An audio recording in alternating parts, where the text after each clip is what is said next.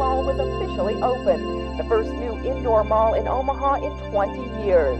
Minutes later, another ribbon cutting marked the grand opening of the new Yonkers store.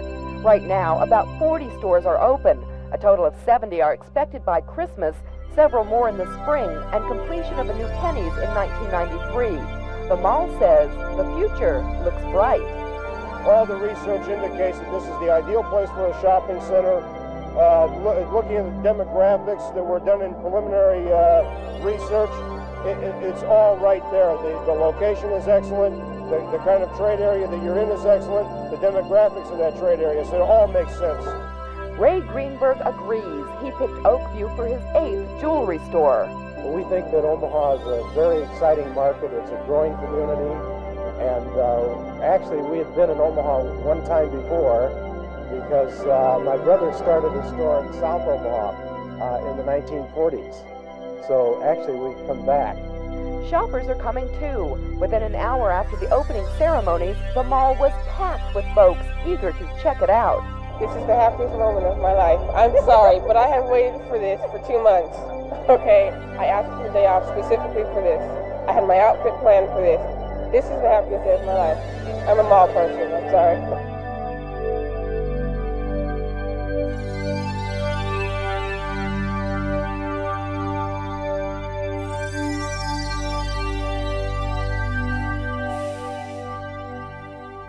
I was planning on making a video about the new lens I got for the Leica 3F, and I, of course, am going to make that video, and I want to make a short that follows up the short that really got a lot of you onto this channel. But I had an idea as I was cleaning up the kitchen after lunch. My daughter's home sick from school today. She's taking a nap right now. She's 6 years old. And we were at the mall this weekend, Oakview Mall, and obviously from the title of this video, you can see that I spent some time there while I was with my family walking around, taking some photographs, and I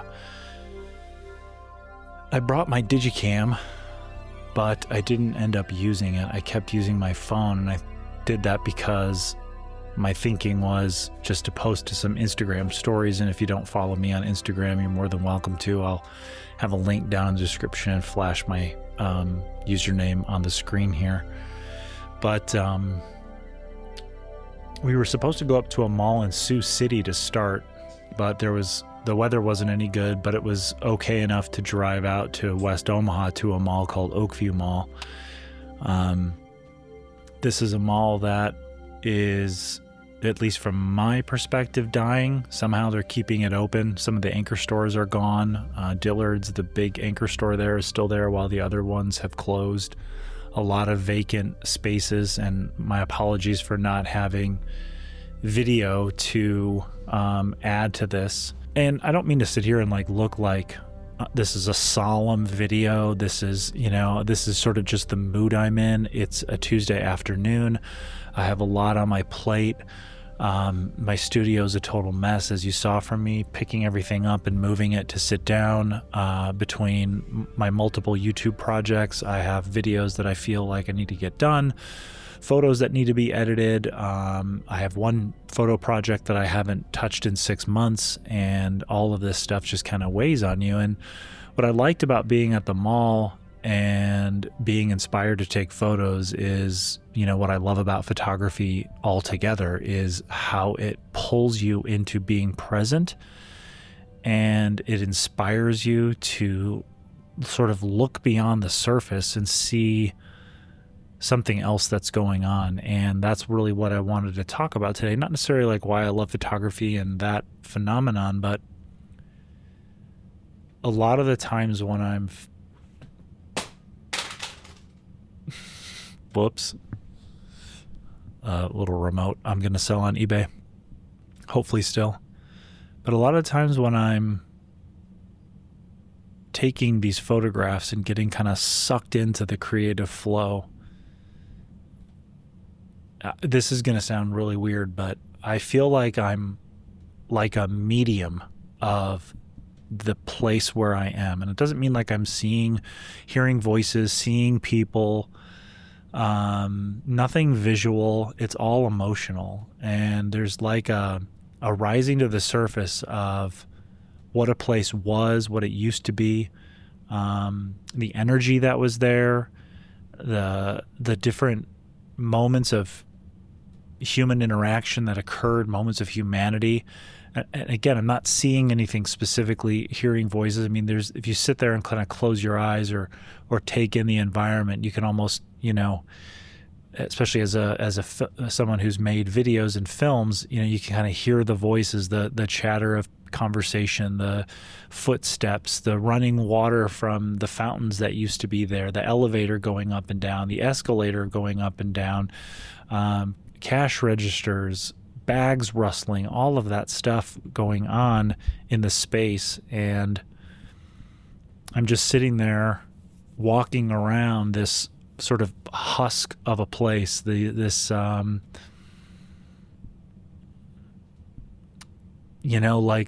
an animal that dies in the desert and its bones are, drying, bleaching in the sun. There's people at this mall. There's people eating in the food court. There are people walking around. I mean, it has a little bit of life in it, but man, it is just barely hanging on. But a lot of times when I go out and photograph, that's what I'm experiencing. And a little bit to, the detriment of time with my family, I kind of got a little preoccupied with what I was doing and didn't necessarily ditch them and go off and take photos, but I was sort of scanning the environment and really focusing on what was below the surface. And I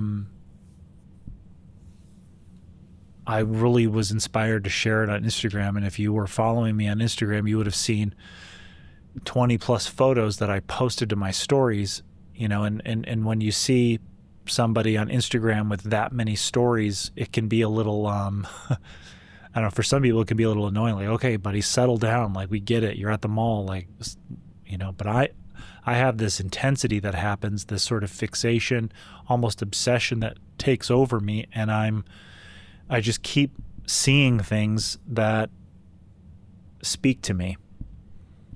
And a lot of what I've done with creativity comes from that. It comes from taking a moment that I saw at a grocery store and writing it down and saving it for use in a screenplay that I was going to write. For those of you who don't know, I went to film school for screenwriting, spent 10 years like crazily devoted to writing screenplays and trying to get a screenplay made, and anyway, pivoted into other things. But photography takes those feelings from screenwriting, those observations, these things that I was doing to see what people were doing, what they were saying, these moments of truth and purity, and then also just the moments of truth and purity from a physical place, and what it does to well up emotion in me, sometimes happy, sometimes sad, and then all spectrums in between. And I haven't been to a dying mall in a long time. There's a couple around here in Omaha. One got demolished. There's still one mall that is doing really well, vibrant, busy, full of stores, full of shoppers, great food court, all that stuff. But this mall is on the edge. It's on the cusp. It's on life support. When I walk in, there's lots of nostalgia, potent nostalgia. I didn't grow up in this area. I grew up in the Chicago suburbs, far northwest suburbs, and spent times at Crystal Point Mall, at Hawthorne, at Woodfield Mall. I'm forgetting the main one that I used to go to in Dundee, Illinois, but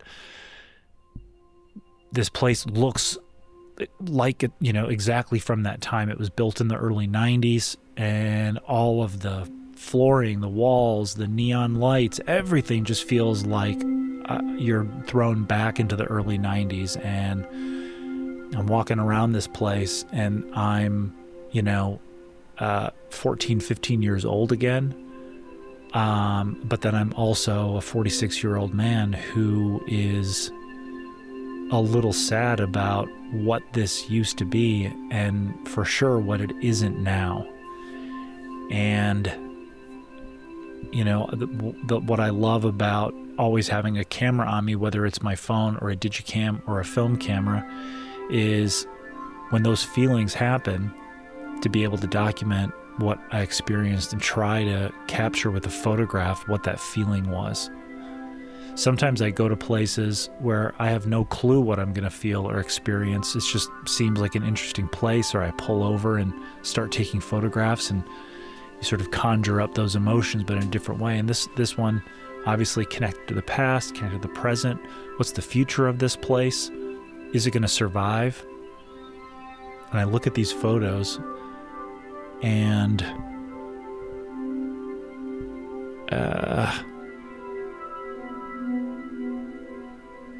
see if I can pull these up, share with you.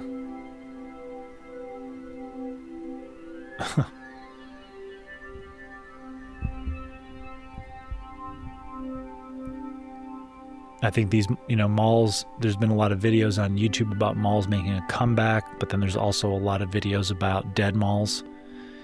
People going inside, some that are shut down, some that are about to die, like this one. And they photograph them or take video. And I think even that was inspiring for me.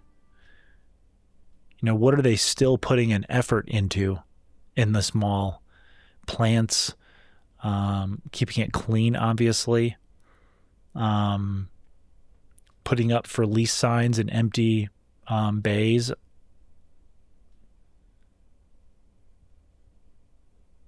Actually, between these two photos, the one with this trash receptacle, and I'm shooting down from the second floor, and one with a person in it, and I prefer the one without a person because my imagination tells me that this place is already abandoned. My feelings tell me this place is essentially abandoned.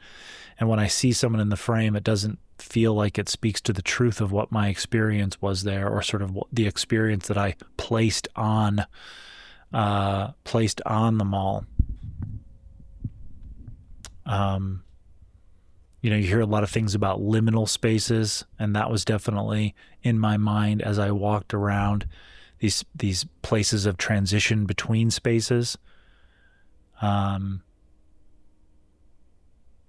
as far as my edits go, these are fairly aggressive. I use an app called RNI Films to add film emulation to my iPhone photos. I typically favor Portra 400.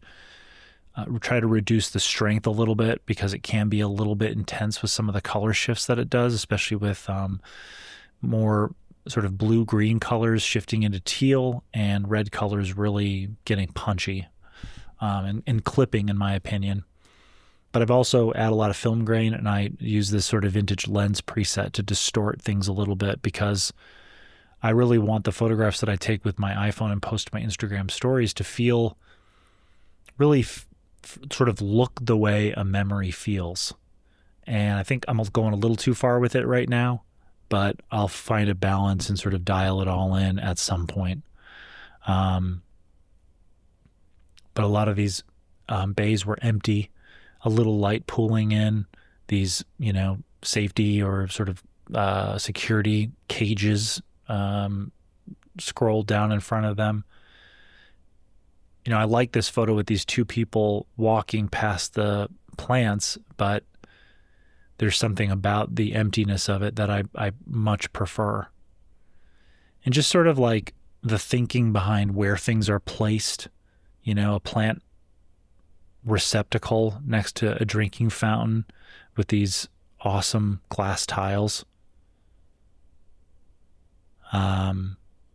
Some of my angles were a little off. I have a level on my camera, but trying to get the lines right is a little tricky sometimes. This one, an empty store, you could walk in if you wanted to. They didn't have the gates down, just a chair. Well, we were walking around trying to guess what the store used to be. We think this one might have been like an H&M, so a more recent removal from the mall. Just like a bucket and this kid on a, whatever decor used to be in the store that was here. This is shooting into a reflection. This is a little self-portrait I took And I liked it because my legs were disconnected from my torso in the way that the reflection rendered me. There was a kid inside this helmet in a little play area with his foot sticking out. And just his shoes laying there with a piece of paper and other little pieces of trash. This one light in the store pooling this sort of orangish red light down over these dresses. Reflection in the neon. This like really glossy white tile on the food court. These neon signs, some of the neon not working. You know, Stranger Things vibes for sure. Somebody commented on my Instagram stories. And then like this decor with the wet floor sign.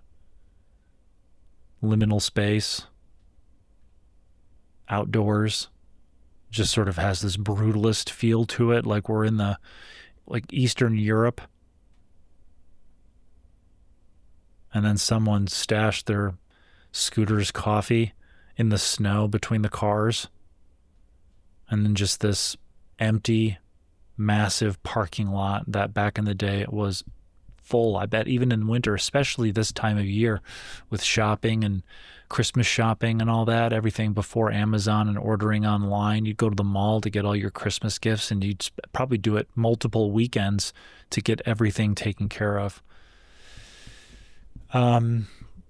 It was a really interesting experience, and I plan to go back with a couple digicams to photograph this winter some of these malls around here that are dead or dying. There's another one down in Bellevue called South Roads that's really weird to be in, and I really want to photograph it with some of my older digicams because something about that digital element, you know, maybe the connection of those types of cameras to the 90s, you know, obviously the early 90s mostly was film, but getting into the 90s where things were transitioning into digital, which was sort of this foretelling of what was to come for these malls, these massive malls that investors and construction companies and everybody, all these companies leasing these spaces, just sort of like, this is it. Like, take Main Street and put it into this big shopping center out in the suburbs, and everybody's going to go there. And they did for 10, 15, 20 years in the internet and digital age, and all of that stuff sort of did its thing to decimate it. But it's hanging on. And with the power of the internet and YouTube, it seems, and maybe videos like this, people are intrigued to go back. Maybe it's people like me who want the nostalgia. Maybe it's kids who don't know any better or are looking for third places to spend time because they're tired of being on their phones or on social media. But I do intend to document some more of the malls here around Omaha, and maybe some others if there's ones in Lincoln or Sioux City up north, maybe even Des Moines, and try to conjure that feeling of, that ghostly feeling, that feeling of just sort of feeling underneath the surface. There's this energy sort of vibrating with what's happened in the past there, what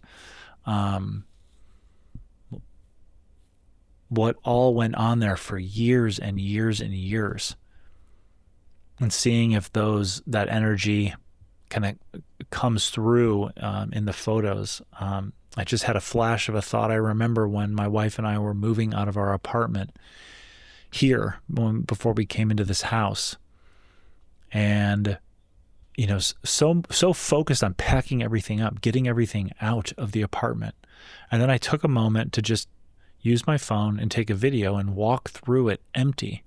And the same thing happened. Much more potent. Our daughter, she wasn't born in the apartment, but when she was born, we lived there. She was only 6 months old when we left. You walk through, and all of a sudden, that part of your psyche and consciousness that can like act as a medium pulls all those memories up. Everything that led up to this place where you made a person, my daughter, you got settled into an entire new city. We had moved there from Los Angeles, discovered new skills, new interests, worked a job and stopped working a job, and all of those things just bubble up and I got emotional, and, you know, teary-eyed, sentimental, nostalgic, sad, melancholy, all of those things, taking this video of this empty space. And that's what it felt like at this mall. Now, it wasn't my mall. My mall, I think, has been demolished, actually, the one that I went to as a kid. And this mall might be headed that way. But it was like I was feeling all the feelings that if everybody who had ever grown up at that mall came back and saw what it is today, it's like those feelings were like simmering underneath, I don't know, what I was doing. It's bizarre. It's a really bizarre feeling. And I'm glad I took the time to photograph it and get to share those photographs with all of you. And this is the type of thing that really makes me want to continue the craft of photography. I'm not writing screenplays anymore. I'm not telling stories, but I feel like I can do it with a camera. And while it's sort of low-hanging fruit to think about photographing an empty mall, I don't really give a shit about any of that. I'm just going to go where I am drawn to and let those feelings and emotions and all that stuff kind of bubble up and inform the work. But yeah, I would encourage you, if you have a mall, dead mall, dying mall, a place that used to be something and now it's something different, or it isn't what it was originally, to go there and see if that happens to you in your photography. Those feelings bubble up and inform the work, inspire you to sort of see beyond those surface layers and photograph what's really there, and what's really there through your eyes. I don't know, that's a little poetic and all that, but anyway, if you're curious about some of those videos and the types of photography I'm talking about, I have had a channel for a couple of years now called Photo Videos, where I do that kind of work and try to capture the essence of a place or whatever. And you can watch those videos over there. I encourage you to subscribe. I haven't posted a video there in almost 6 months, and I feel terrible about it, but I do intend to make some new videos, including one where I did photography inside the Las Vegas airport this last spring, and that video will be I'll be working on that soon.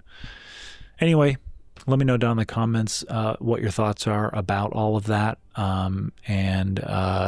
you know, and just curious to know if you, the photographers out there watching this, have similar experiences when you are photographing certain places. But thanks for watching, hanging out with me today, and I will see you later.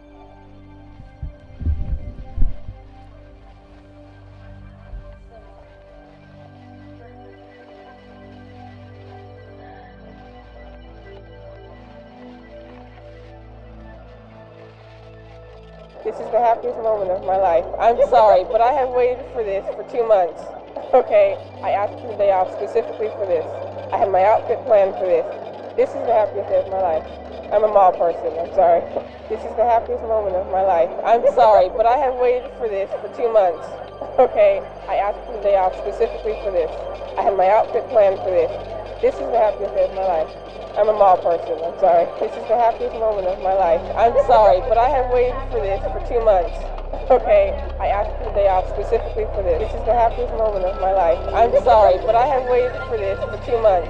This is the happiest moment of my life. This is the happiest moment of my life. This is the happiest day of my life. I'm a mall person, I'm sorry.